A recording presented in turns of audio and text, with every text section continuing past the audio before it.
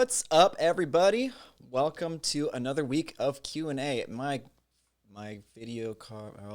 Hang on a second. Deactivate. Activate. Is my face? Is my face back?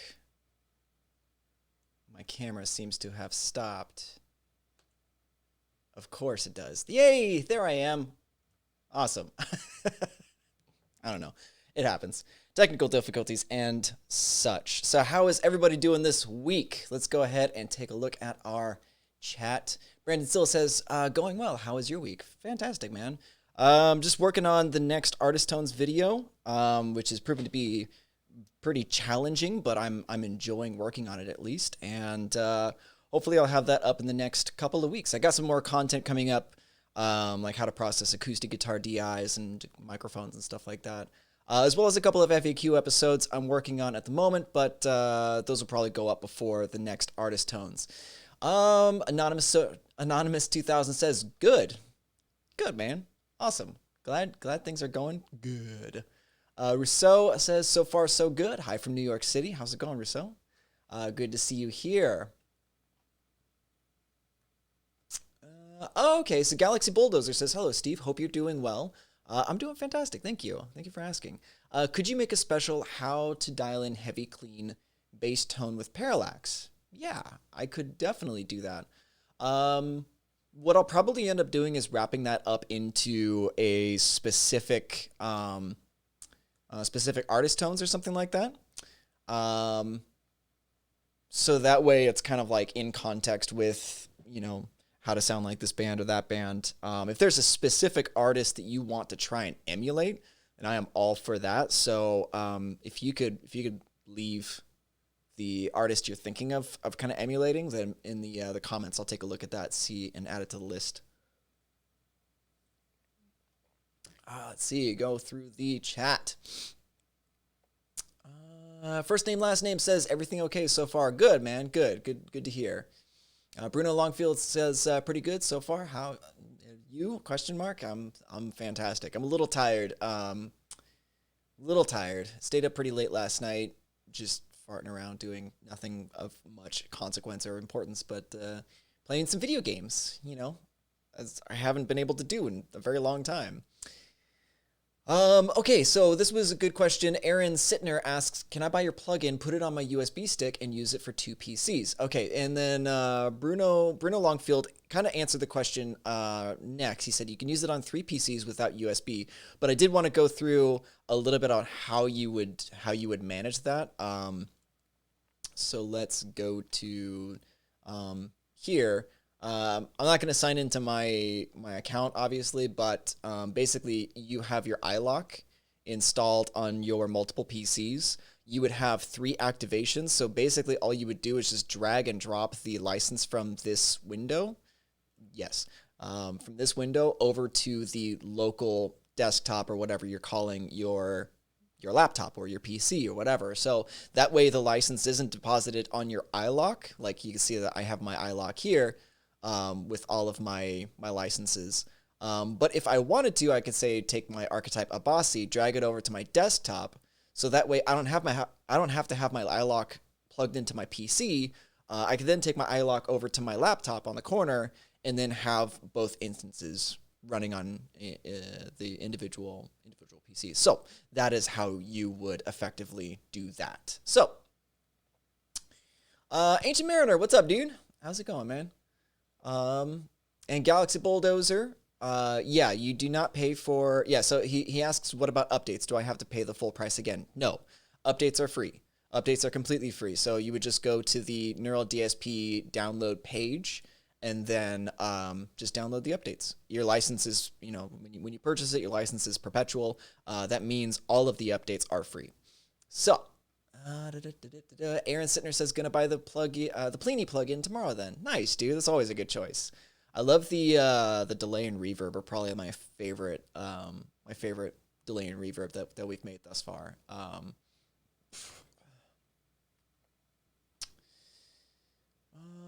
Okay. Whoa. Yeah, okay, so can Yilmaz, I don't know, probably butchered the fuck out of that, but I apologize. Can Emus says, hello. Currently, I'm using Archetype Nolly, but the problem is there's no MIDI icon for Nolly. My question is, are you planning to update the plugin? If it is, when are you planning to release? Thanks. I don't know about when the update is scheduled for release, but we are working on an update to bring the same MIDI functionality from the other plugins to the Nolly. It does take time.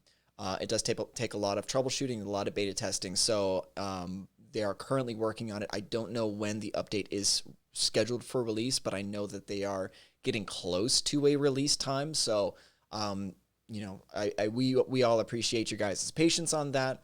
It's not easy to just copy and paste code from one plugin to another.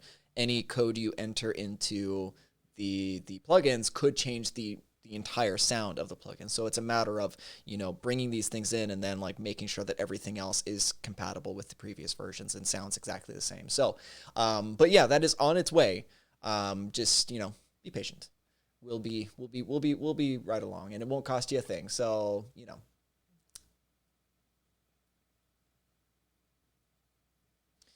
Matthias Cancer says, hey guys, I think he said what's up earlier. I may have missed that.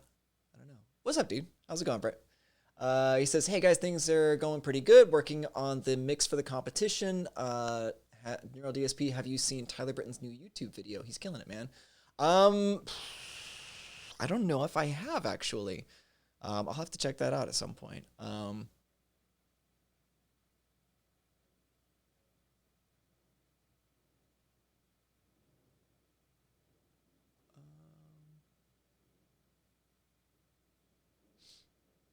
Okay, yeah, so I haven't seen his video. So Galaxy Bulldozer, I may ask for a little bit of clarification on something you posted. It says, I'm afraid that I lost my license if I download and install an update. So are you saying that you're afraid you're going to lose your license if you install an update to one of the plugins? Which that isn't the case. But if that doesn't answer your question, then clarify it in the chat. Yeah, okay. So what's up, Carl? How's it going, man? Zach Manzano, what's up, dude? Aloha. How's it going, man? Willis Project says, hey. And Yuma says, hey, man. How's it going?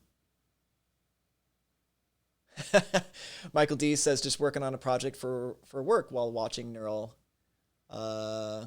Shred D says, hey, Steven, can I submit my work still?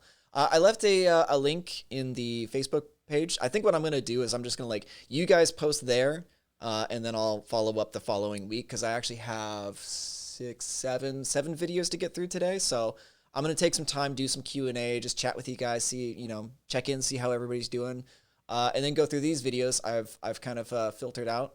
And yeah, and then so leave your work in the current link, and then I'll go through and probably showcase it next week.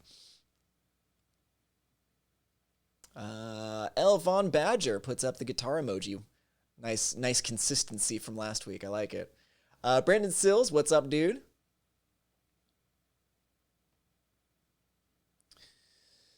First name, last names asks, branching from the bass tone question, how would you go about dialing a rhythm tone in a bossy? It kind of depends on the style that you're going for, really. If you're asking for a clean, yeah, if you're asking for, because the Parallax was asking for a heavy, clean kind of tone, so to my understanding, interpretation, that means not a lot of gain and kind of bright and clanky, but not overly clanky, I guess. There's a balance, right? It has to have a nice it's scooped mid-range, but nice clear highs, a little bit of drive when you hit it hard. So a little bit of breakup in the signal. So if I was going to kind of extrapolate from that to the Abasi, then I would kind of follow a similar vibe where I wouldn't really, I wouldn't saturate it a whole lot. I would probably leave it kind of crunchy, crunchy kind of mid range. I'd brighten up the tone probably on the the fuck is that one called? Spacing on my what is it called? The Abasi. Do. I'm in my Pro Tools session looking up the plugin. So the Pathos, basically the overdrive pedal. So yeah, if I was gonna do that, I would probably do something like, I think the Brangadang preset was pretty good. Can't remember, but I would like to do that though. So if you, again, I'll say the same thing to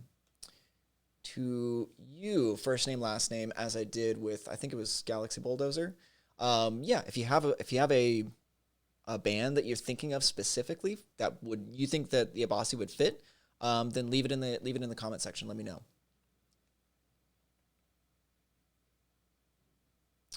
Okay, so Warborn asks, I'm late to the party, but are you anticipating any delays on your project launches due to COVID, like the Quad Cortex? Are we expecting any delays on the Quad Cortex due to the COVID-19 situation? I do not think so. I have not heard anything personally from Doug or Francisco regarding that, so I'm assuming that at this point things are going ahead as scheduled. I know that Doug did post on Facebook that everything was still on schedule and for the September release. So at this point right now, I can say that, having Doug posted about it, I'm feeling pretty confident that we're still going to be on schedule and ready to release on time. So I'm not going to worry about it too terribly much unless told otherwise. So but you can always expect us to be transparent with you guys. So if anything does ever happen, expect us to be announcing it, through the email, through, any means to get, a hold of you guys. So I'm actually this framing's kind of bothering me. The things that happen when you are a YouTuber, like framing really does matter. Anyway, Galaxy Bulldozer says, I love you, Steve. I love you. Oh, little heart there. Elvon Badger asks, can we get that Nail the Mix free month from last showcase? We'll hit up John Maciel. So I think it's URM support. Yeah, email them and they'll help you out. Just let them know that you were on the live stream. And I know that they'll hook you up. John's a good friend of mine. That's actually something I'm curious about. I don't know if he's in the chat right now or not. But would you guys be interested in... Sebo, what's up, dude? Red 5 standing by. Seba says, what's up? Seba here of Neural DSP. Boom audio sound effects. I love it. I love you, man.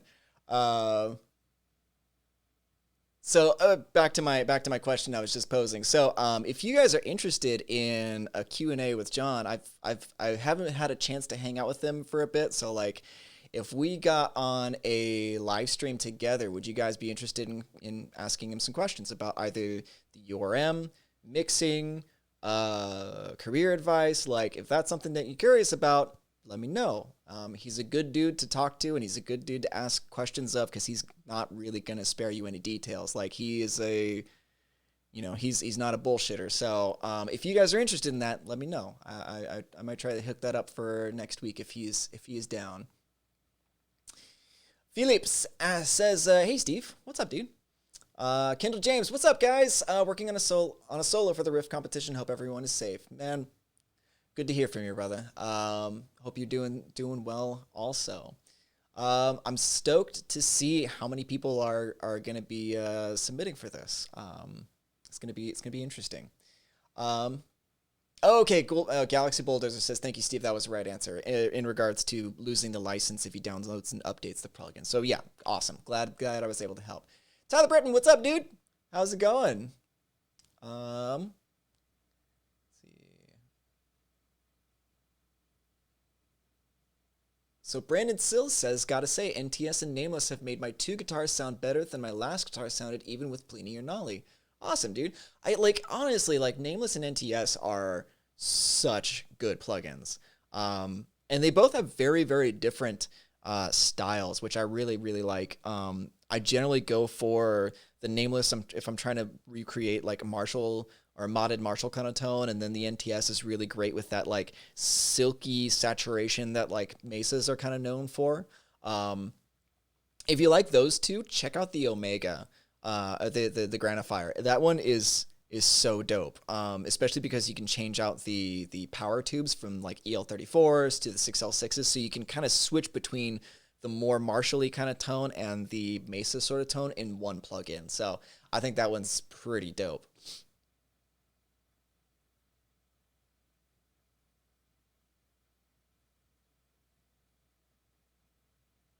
Okay.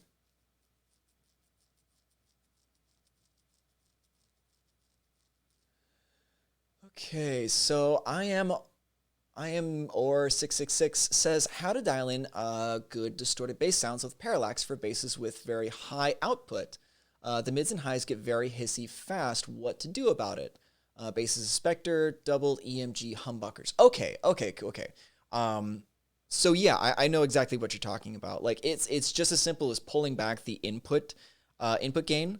Um, so let's just pull open. I mean, this is not going to sound exactly right, but like this is fairly fat bass here. I'm gonna pull up. Let's make sure that I'm on my goody gumdrops. Let's say this is. I don't know if this is gonna sound great, but we'll see what happens.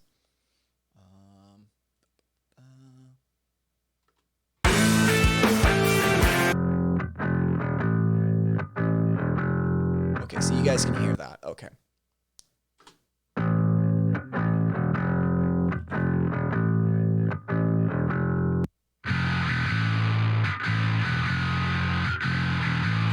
So I think that's probably what you're talking about, is that there are some resonant frequencies in the parallax sometimes when you have a very high output plugin or output pickup. So like you can see here, like my input is pretty high,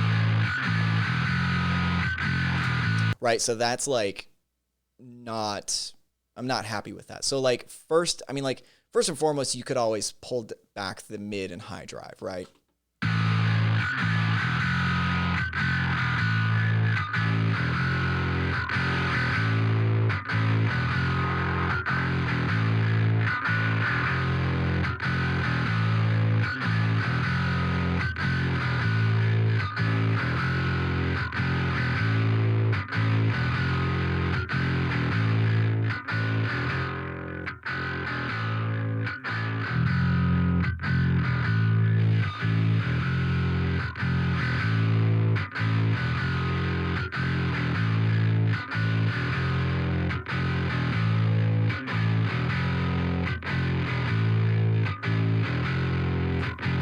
And don't be afraid to EQ the DI before it hits the plugin as well. I don't know if you're playing in standalone or not, but here's the thing. So like this particular bass, I don't quite remember exactly which model he was using, but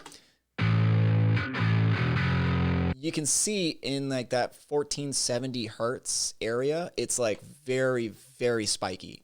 And that's about the range where like the finger picking is going to be happening.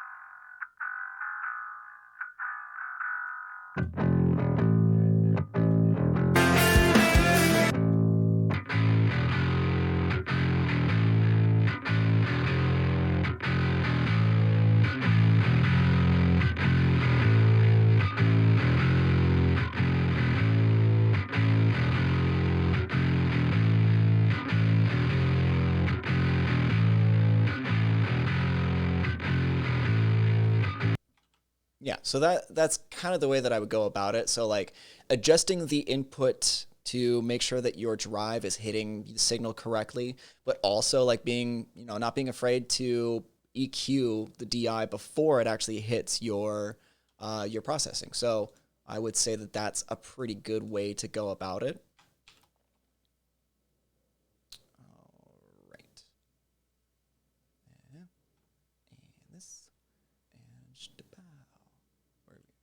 Okay. All right. So let's see here.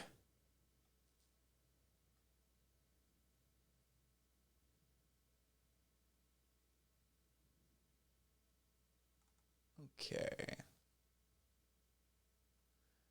I've lost my place in the chat, so I'm going back and skimming through. So Philippe asks, Steve, do you tend to use the stock IRs or do you work with your own? Um, so I tend to work with the stock IRs pretty much exclusively, and I feel like that's more so. Um, I mean, it's twofold. There's two reasons why I usually only use the stock IRs. Is I like the simplicity of just having only a few options, right? Like I find that analysis paralysis and the the expansive amount of impulse responses out there for purchase can sometimes make me feel just overwhelmed, right? Like I get into a library and I'm like, there's like 1,200 of these things, and I'm gonna go through and click on all of them. Like, no, I can't do that. I don't have the time to do that. Um, so I try to make things simple for myself by limiting myself to specific impulse responses or specific plugins or whatever, because that kind of leads into my second thought is that also I want to be so comfortable with the options that I have and so knowledgeable about them so that that way I know and can make specific decisions on the fly and just know that they're going to be correct and I won't have to go back and change them again, right? So like I know how specific impulse responses are going to react, depending on which source I'm using, depending on which project I'm going for, or what sound. Like, I know that I can use like I love the impulse responses in the Granifier. I find that those are probably some of the most interesting ones and most dynamic and like if you pick the Granifier, like if you pick that one up or if you trial it or whatever, if you have that and you go to that 121, the ribbon, it's so dynamic on the low end, and I feel like some of the other impulse responses don't quite have that as much. So when I'm really going for that low end bloom, I know that I can go to that one and really have like that chug and like that low end like hit afterwards and really like feel the dynamics and the difference between them. So yeah, so it's a matter of simplifying my workflow and also just knowing how like just becoming so comfortable with my choices, that I know that I can make them with confidence. So that's kind of the reasons being that I use just the stock stuff. Like maybe if I was working on another person's project and they had like a tone that they were going for, maybe I might use an impulse response. Like if I was going for like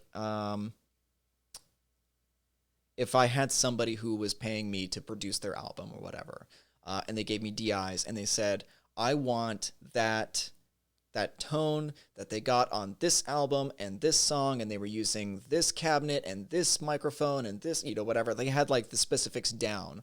I might look into finding an impulse response that might match that, so that way I can get as close to their vision as possible. But for the time being, I'm pretty confident with what I have currently with the stock impulse responses. So yeah, that is my very long-winded answer to a very simple question. um, yeah, I run into tangents and ramble occasionally sometimes. Anyway,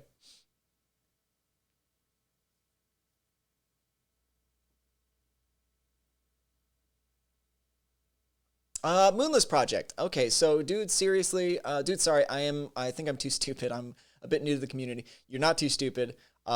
Just go to the Facebook group, Neural DSP Users Group.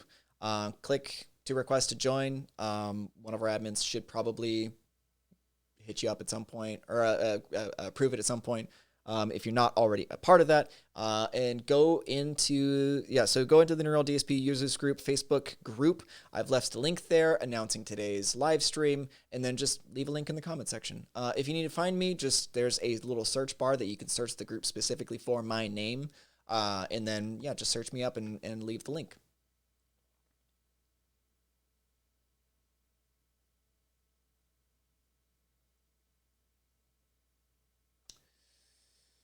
Mm, mm, mm, mm. Warborn, yeah, no problem. He says, thanks very much for answering my question, brother. Can't wait to get my hands on the Quad Cortex. Me either. I think mine is going to come soon because they'll have production models for us. Like, originally, we thought maybe I would hold on to one of the demo models from the NAM show, but we thought better that it would actually be better to get one of the production models in my hands once it's ready, so that way I can start making videos immediately with the legit production model. So yeah, I'm super stoked to have my hands on it. That's one of the drawbacks of not being in Finland with the guys. It's like they have their models and they're always like working with them, but I'm in LA, so I don't. There's a little bit of a distance issue. So like I'm stoked to get one. IMR666 says I also sped up the BPM for the riff competition. Multiple other participants have done that as well, so I think it should be okay. I've been kind of leaving the rules on how to edit your drums a little bit more lax this time because I kind of just want people to feel free to create. I think that like keep it relatively the same. If you're going like 5 or 10 BP up or down, like I don't really care that much. Like as long as you are trying to stay within something of an idea of what I put out. For the drums, great. But yeah, I'm kind of leaving things lax right now because I know I want to be as inclusive as possible to the people who are participating because like right now we all need some distractions. We all need something to work on, something to have some fun with, something to keep us occupied. So, that's kind of one reason why I'm being a little bit more lax right now. So yeah, I mean like try to keep it relatively similar, but if you end up changing the drum or the drums a little bit more, then fine. Um,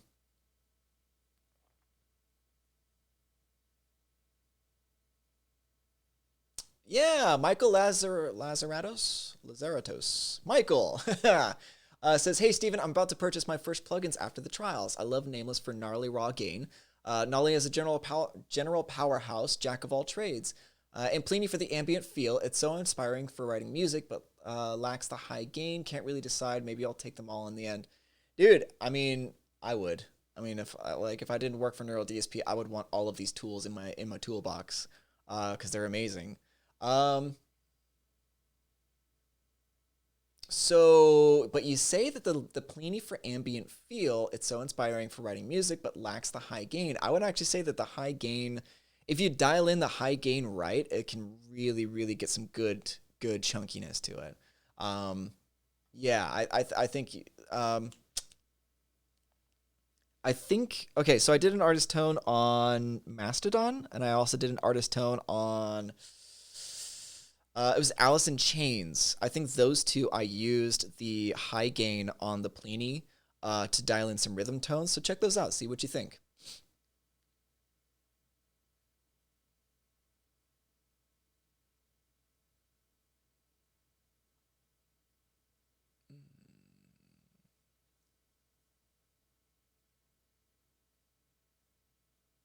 Oh, Anders says bought Joe Duplantier's newest Charvel signature today. Will be interesting to try your awesome Gojira presets with it, Steven.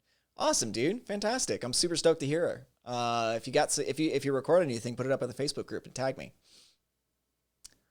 Galaxy Bulldozer asks, "Hey Steve, what do you think about Eurobase 2?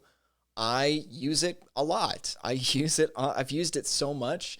It's ridiculous. I think it's very solid um, and good all around and accurate base library VST. I think it's really really good. Contact is not super forgiving in some regards, but like it doesn't really bother me that much. Um, but I highly recommend it for anybody who's just making like their own like demos or even like mid entry or mid level productions. Like I think that it's such a good base plugin. Like I would probably use it for legit releases if I so chose. Um, so yeah, I think it's a great investment. I haven't tried out the gin base, but I'm really really stoked to try it at some point.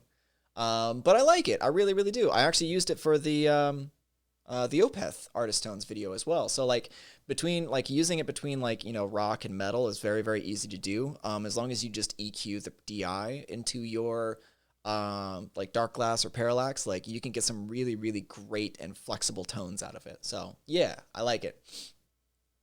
Oh, Steve Dadayan. Steve Dadayan. Yeah, I'm sorry, man. I'm the worst with names. Says get him on in regards, I'm guessing, to getting John Maciel on the stream. So hooray.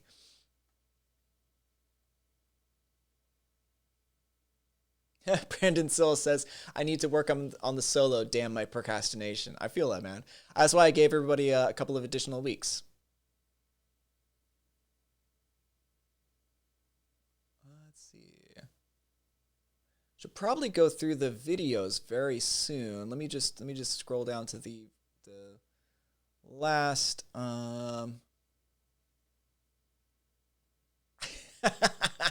I am more 666 says gin bass is for people who want to sound like everybody else. Euro bass is for true scholars and gentlemen. Fair enough. Fair enough. I haven't tried it yet, so I don't have an opinion on it. I know Ermin is very meticulous with his stuff, so I'd be really, really interested to try it out for myself. Enrique Stull asks, hey Steven, any tips after you record guitar for the riffs to clean up some hand movements and unwanted little noises? There's a couple of different things that you can do. I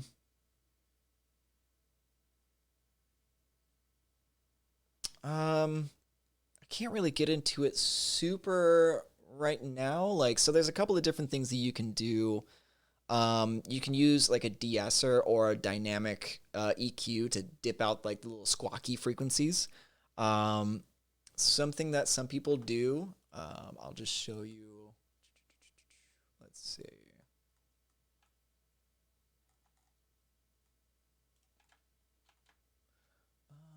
Okay, here we go. Very quickly, I'll try and be quick about this. Let's turn off this.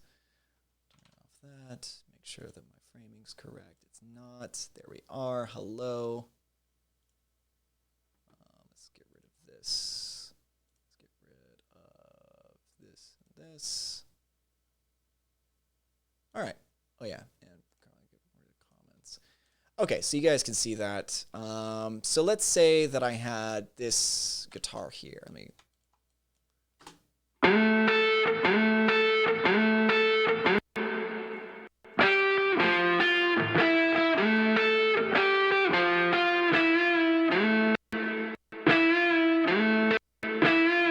So let's say like, okay, so I'm hitting a bend there with my ring finger.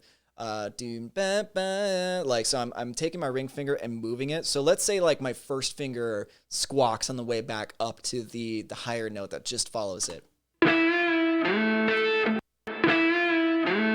Right, so like I would have this area normally right here where that squawk would live. So there's a couple of different ways that you can do this. Normally what I'll do is, like in Pro Tools, they have polyphonic elastic audio. So what this does is it will basically analyze the waveform and create points for your, wait, where am I? There we are. So it'll create points at the transients, right? Which your transient is this right here, the little point. That's where your pick snaps and the note starts to ring through. So what you could do, so say like this is this area right here is where like the squawkiness lives. I can then X that out, and then wait. Oops. Aha. It changed on me. So I can X out this part right here. You want to be careful, especially like because this is a bend. I don't want to affect that timing. But basically what I would do, and I'm just going to showcase this really fast. Oops. So I put down a single point right here. And what this is this is an anchor for me to make stretching, like it's a stretching algorithm. Obviously, you can't stretch it like super far, otherwise you get really weird like artifacts and stuff like that. But what I can do is I can listen for the that point where the note is bent to its highest, which should be on this beat here.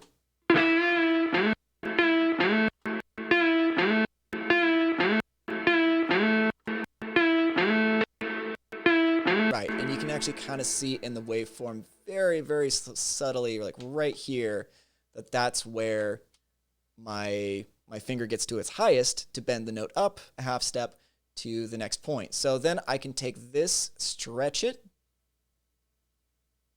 or you know what? Yeah, let's move this out just a little bit more. So that way this information doesn't get like super jacked up.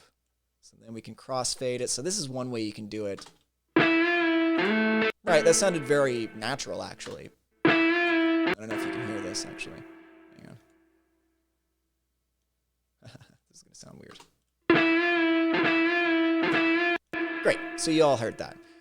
So you can use like stretching algorithms. The only thing that I would suggest, so like if you have, say this is a single note, and it's not a bend, right? So like I can do this. So I lay down my anchor. What could be useful to you is taking this and moving it just slightly after the initial transient. Laying down one here as well, just to keep this pick information readily available. Oops.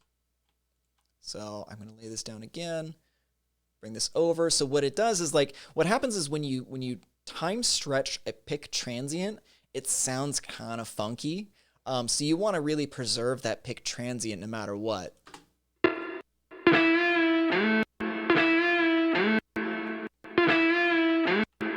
So those are a couple of things that I would do.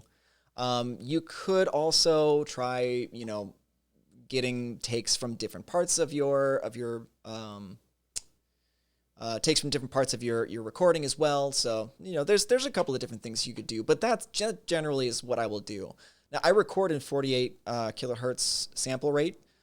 Just to give myself a little bit more stretchability with my, you know, audio signals. So like if you're in 44.1 and you start stretching your information out, you're going to get artifacts and weird noises. 48 kilohertz is a little bit more kind to your information when you're stretching it out and using, you know, time to edit. So that's one thing that you can do. All right, back to my face, and let's go ahead and pull this up and ha.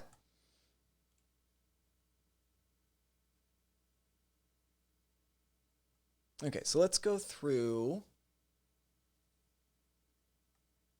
Okay, it's 1:45. I got some time, so let's go ahead and go through a handful of these.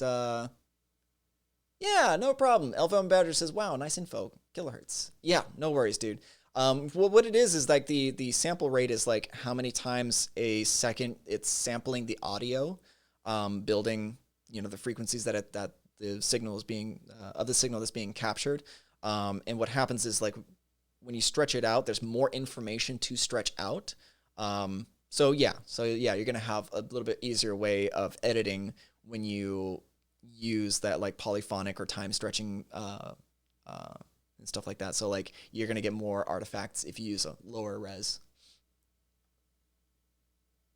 Jan Eric Mellisdahl says, from Norway, recommended RAM for your plugins. I think it's Seba. I think that you can answer that more readily than I can, because I can pull up the website. I actually put it up. I actually made a recording in the newest FAQ specifically about what our recommended specs are.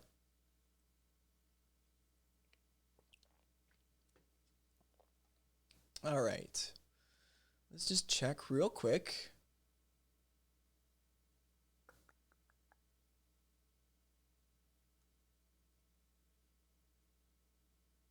Okay, last question before I start just going through some tunes. Patrick Boyd asks, which plugin should I buy for versatility? Looking for good cleans and sick heavy filth. The Nolly is really, really versatile. Considering the pedals section, as well as the options to have 4 different heads, 4 different cabinets, and then just the ridiculous amount of impulse responses that are involved in the interpolation of like the individual like microphones. Like it's just really, really versatile, really, really outstanding plugin. I would definitely recommend checking out the Nolly. Hit the trial first and see if you like it. Next to that, probably the Pliny, the Granifier, the Nameless, or the NTS. Like any of those would be fantastic for versatility and good overall tones.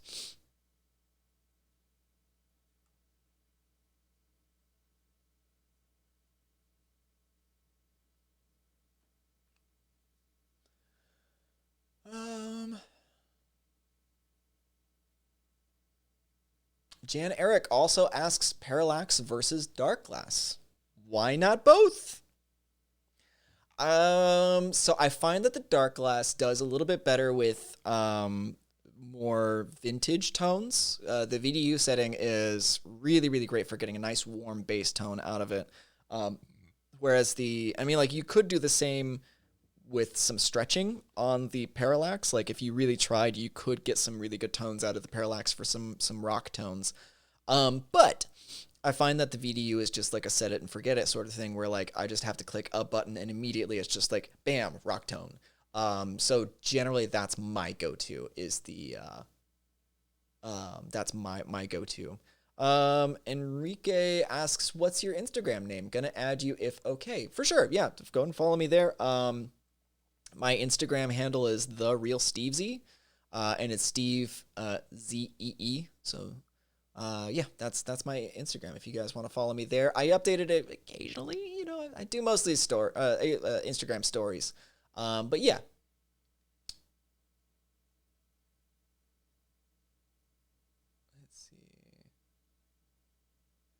Yeah. So I am Or666 says, check out Armin Hamidovic's video on using both plugins at the same time. It's awesome. And I do the same thing. I generally split the signal and I use the Parallax for low end, a little bit of like maybe flavor tone with mid band, and then I'll use the Dark Glass for some additional high end distortion, depending on the tone that I want. But yeah, that's agreed. Okay, so let's get into some tunes, shall we? Let's get into some tunes. I like this idea. Okay, so Molderatha is Rob Miramonte. He's one of our artists, and he posted this up in the Neural DSP forum, and I thought this was pretty dope. So yeah, why not?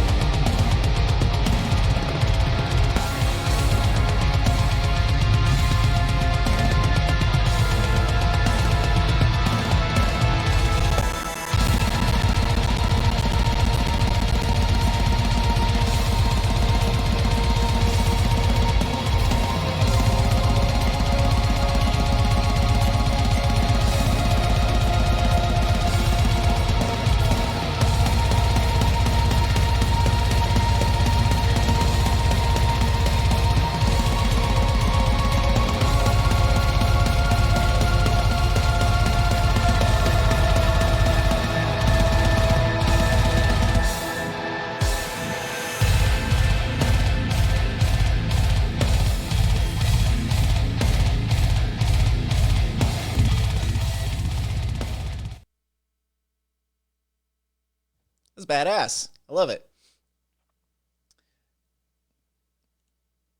Let's move on. I'm looking at the time and I'm like, okay, cool. Let's get some other stuff in. Go away. Okay, yeah, go. Okay, go away.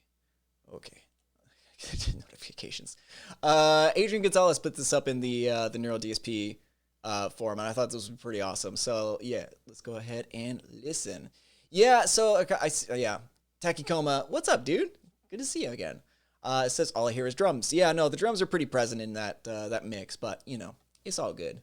But yeah, I wanted to share that because he's a homie. Okay, so let's go ahead and check out Adrian's stuff.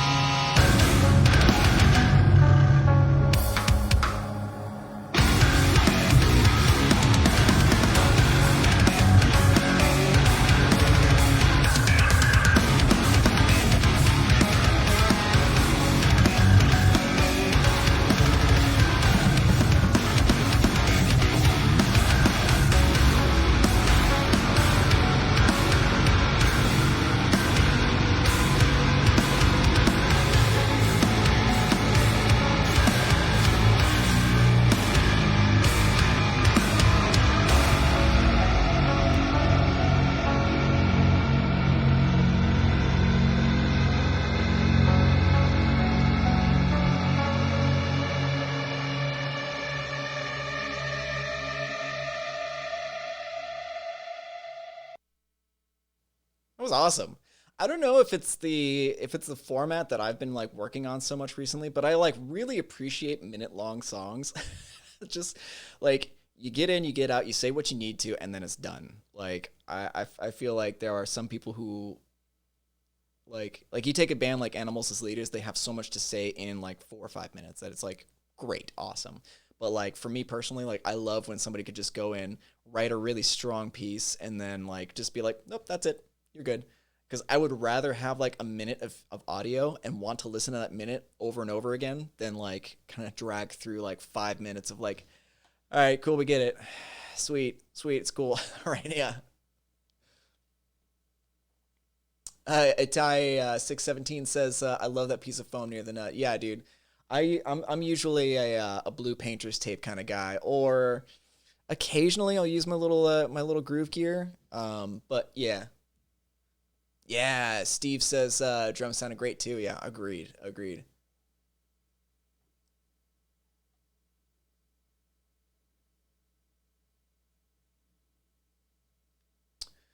Jet Set 95 says don't hear too much in the same style as Pliny. Why all the 8-string denting? 'Cause that's what people are posting. Yeah, actually, you know what? Hang on a second. I got something for you. It's not Pliny, but like it's different than the genty stuff. So, yeah. Let's see. Yeah, Jonah. This is Jonas stuff. Give it a sec.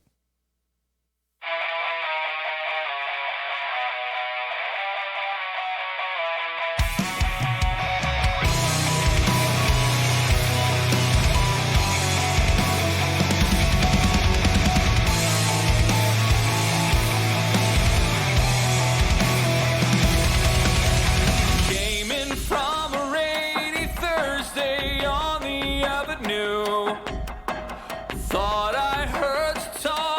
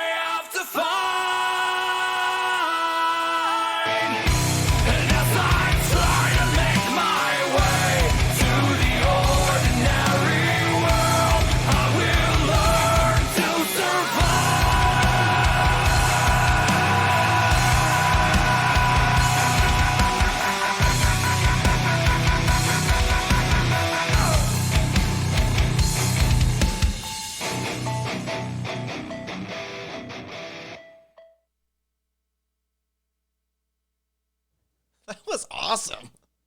That was so cool. I really like that. Jonah, great job, man. Great job. Did you all catch the camera falling off of his off of his guitar? It was pretty great moment. Let's see if I can find it real quick.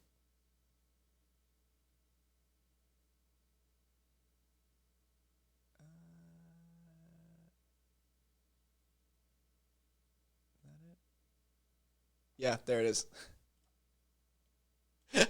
That's great. I love it. I like that you kept it in actually. It's a nice little thing. Yeah, Joshua Ryan says that was sick. Yeah, very cool. Okay, so it's 2 o'clock. Let's go ahead and start wrapping things up. If you guys have stuff that you want featured on the YouTube channel, go ahead and find my link in the Facebook group. Post your comment, and then I'll take care of it the following week. I think that's just what I'm gonna do. Is that way I can kind of check everything out beforehand and then have it queued up and ready to go for you guys during the live stream. So let's go ahead and start wrapping things up.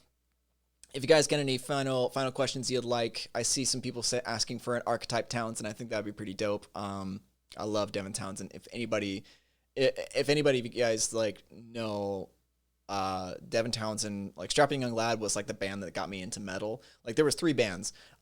Strapping Young Lad's Alien, the album Alien. It was Opeth's Ghost Reveries and Lamb of God as the Palaces Burn. Those 3 albums were like the gateway drug to metal for me. So I would love to have Devin Townsend work with us, but whether that's actually happening or not, again, I can't really talk about that because I don't know. Like I plead the fifth. Let's see.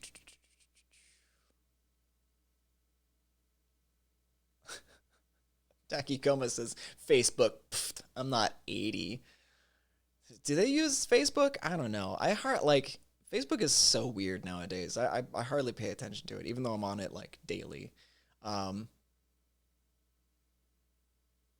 Williams Aaron, what's up, dude? How's it going? Coming in late. So, yeah. So let's go ahead and think about.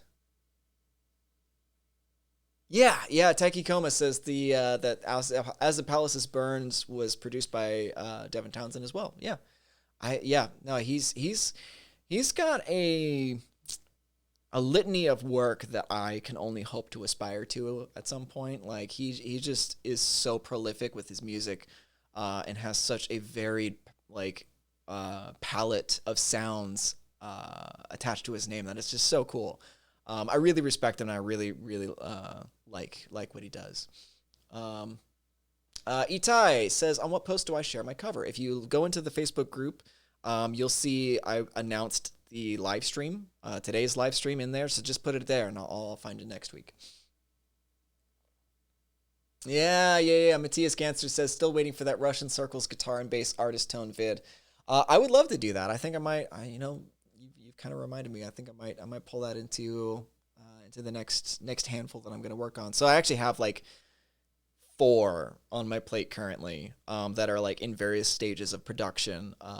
Thrice, a couple of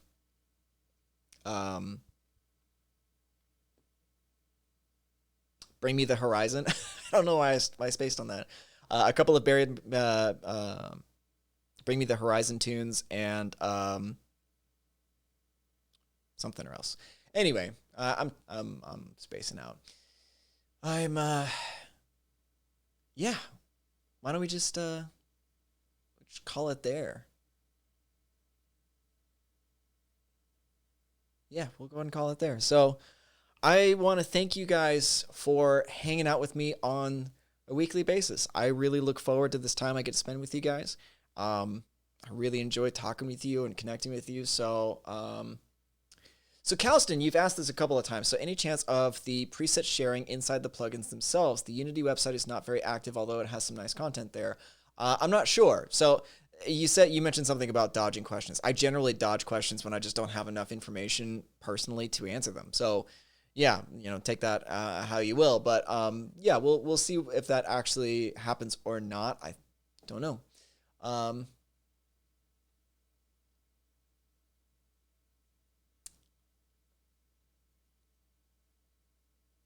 let's see. Yeah, but you know, I love you. Eve, I love you. What Facebook group is it? Is it the link on? Dat Martian asks, what Facebook group is it? Is it the link on Neural DSP users group? Just go and join up. Find my post.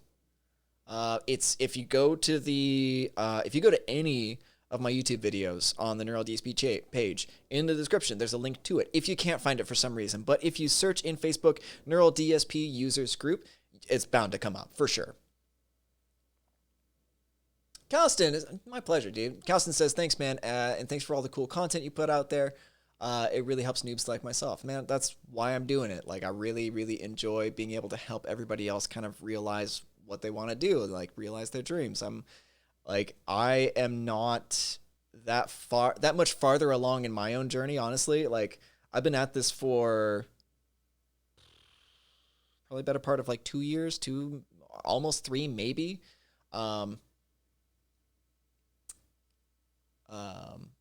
So yeah, so like being able to help anybody else also get a leg up to do what they want to do is like, that's what I truly enjoy, is being able to help everybody else out. So yeah, no, I appreciate that you love the stuff that we're doing, that I'm doing as well. I'm sure you guys are probably going to find some more content that I'm going to post on my personal channel as well pretty soon. So, if you find me on there, I'll be posting some stuff up pretty soon. And yeah, as always, thank you all so much for hanging out, and I will see you in that next video. See you later.